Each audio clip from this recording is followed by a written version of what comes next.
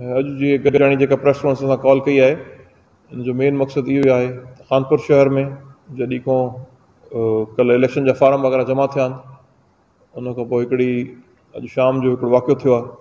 तमामु जेके उते जेका असां शहर जा रहवासी आहिनि ऐं स्पेशली जंहिं माण्हुनि इलेक्शन में पार्टिसिपेशन करण जी कोशिशि कई आहे, उन्हनि जेको दुकाननि वग़ैरह में वञी करे उन्हनि खे माण्हुनि डिस्टर्ब बि कयो आहे ऐं उन्हनि जा दुकाननि खे ज़ोरी ताला हयां अथऊं।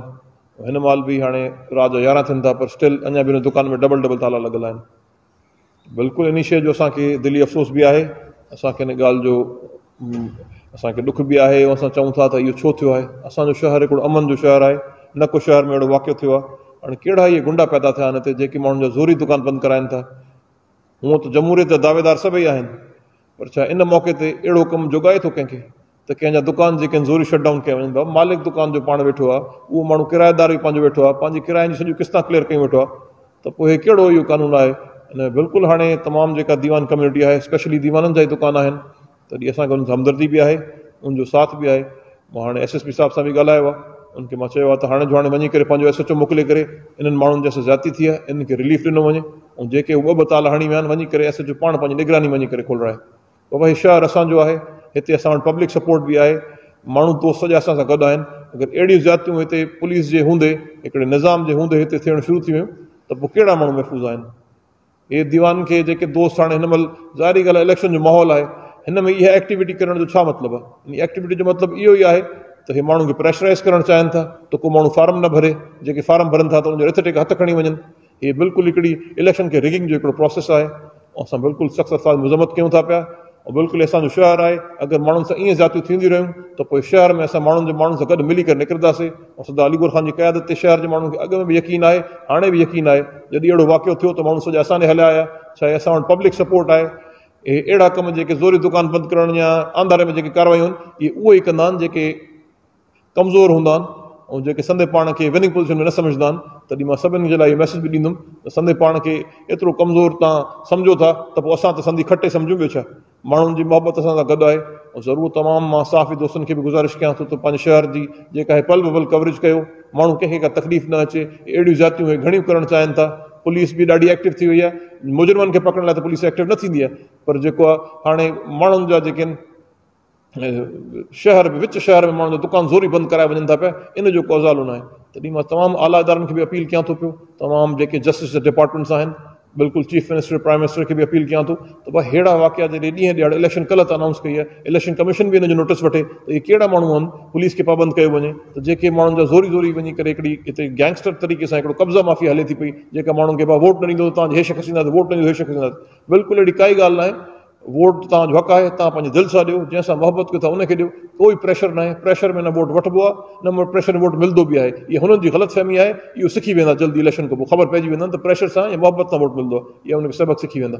तॾहिं मां बिल्कुलु इन लाइ कानपुर जा माण्हू जंहिं माण्हू सां ज़्यादती थी आहे, जेके माण्हू कुझु माण्हू साम्हूं आया आहिनि, कुझु माण्हू न बि आया आहिनि, त बि उन्हनि जे प्रेशर जी मां तव्हांखे दिलि जाए ॾियां थो त असां तव्हां सां गॾु आहियूं। हर वक़्तु असां तव्हांजी हर सपोर्ट में करूं हूंदासीं।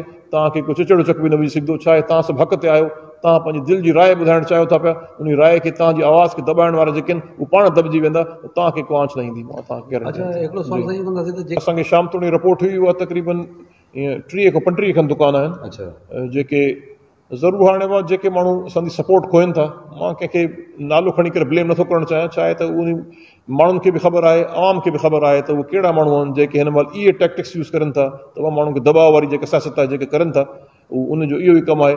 बाक़ी आवाम खे खुलियो छॾियो वञे। हे शहर बि असांजो आहे, हिते माण्हू जंहिंसां मोहबत करनि था, जंहिं शहर जी ख़िदमत कई हूंदी, जेको शहर में रहियो हूंदो, ॾुख सुख में माण्हुनि खे पकड़ियो हूंदो, जंहिं इहा थाणनि वारी सियासत न कई हूंदी, आवाम यकीनन उनखे चूज़ कंदी। बिल्कुलु अॼु मां कुझु ॿारड़ी जो हिसो बि घुमी आयो आहियां। अॼु सुबुह जो कुझु मेरे ख़्याल सां भेटूर जी UC में बि कुझु माण्हुनि ते ॿारनि ते रेड कराई वई। छा हुन काउंसलर जो फार्म भरियो हुयो। हे हाणे जेके हिते माण्हू बीठा आहिनि, हिननि बि को मेरे शहर में वार्डन ते मुख़्तलिफ़ पेपर भरिया आहिनि। हे इंतकामी कार्रवायूं जेके आहिनि, हिकिड़ी बुज़िली जी निशानी आहे। मां सम्झां थो इहा हारियल कैंडिडेट जी निशानी आहे, त सम्झनि था त उमेद कोन्हे हाणे इहे शयूं कजनि। पर बिल्कुलु मीडिया अॼुकल्ह जो दौरु आज़ादु आहे, माण्हू बि सभु आज़ादु आहिनि, सभिनि जा ख़्याल बि आज़ादु आहिनि। इन ते पाबंदी को विझी कोन थो सघे, वोट जो हक़ को मारे कोन थो सघे। तॾहिं ज़रूरु पाण गॾु आहियूं इंशाअल्लाह। बिल्कुलु हिन महिल ताईं असां पुलिस खे SSP खे बि मां चयो आहे त महिरबानी करे अची करे पाण पंहिंजे SHO खे पाबंद करनि त ग़रीबनि जी मदद करे इहे ताला खोलाए कि न खोलींदा त पोइ ज़रूरु शहर जा माण्हू, सिर्फ़ु हिंदू कम्यूनिटी न, जेके बि शहर जा माण्हू आहिनि, मुख़्तलिफ़ माण्हू हिननि जे प्रेशर में अंदरि दॿिया पिया आहिनि। उहो ज़रूरु जॾहिं अहिड़ो मौक़ो मिलियो त सभु माण्हू भरपूर पूरे शहर में रैली निकिरंदी, पूरो शहर पूरो जेको आहे बिल्कुलु एहतजाज थींदो, सॼो शहर में जेका हड़ताल थींदी, ऐं सभु माण्हू जेके आहिनि पंहिंजो एहतजाज करण लाइ रोडनि ते ईंदा। हाणे इहा ई पॉलिसी आहे मुंहिंजे ख़्याल सां जेका हिन खे करणु चाहिनि था, पर असां नथा चाहियूं त अहिड़ो माहौल थिए, अॻु में शयुनि खे कंट्रोल कयो वञे, त तव्हां सभिनि माण्हुनि सां मिली करे बिल्कुलु एहतजाज थींदो।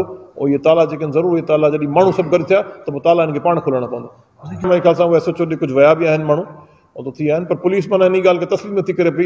हालांकि इहो ॾींहं जो हिकिड़े शहर में सम्झो में शाम जो टाइम हूंदो, ऐं सॼे लथे जो टाइम हो, त ज़ोरी अची करे शटर डाउन कराया अथऊं, उन माण्हुनि खे तकलीफ़ आहे त पुलिस उनजी ॿुधण लाइ ॻाल्हि तयारु न आहे। जीअं पुलिस जो रवैयो आहे, तव्हांखे ख़बर आहे त पुलिस हमेशह ईअं संदे निंड में ई हूंदी आहे, वरी जॾहिं हाणे हुकूमत जे दौर में केरु हथु विझंदो, हुकूमत को त पुलिस विझे थी पई। इहा ई ॻाल्हि आहे, तॾहिं माण्हुनि खे रिलीफ न मिलंदो, उन्हनि जो इंसाफ़ जस्टिस न मिलंदो उन्हनि खे, त पोइ माण्हू रोडनि ते ईंदा, ॿियो छा कंदा। इहे शायदि इहे इंतिज़ामिया जेका हिते रखिया अथऊं पुलिस वारा, इहो ई चाहिनि था त माण्हू रोडनि ते अचनि, त शायदि हिननि खे पोइ इन ॻाल्हि में मज़ो अचे थो पियो।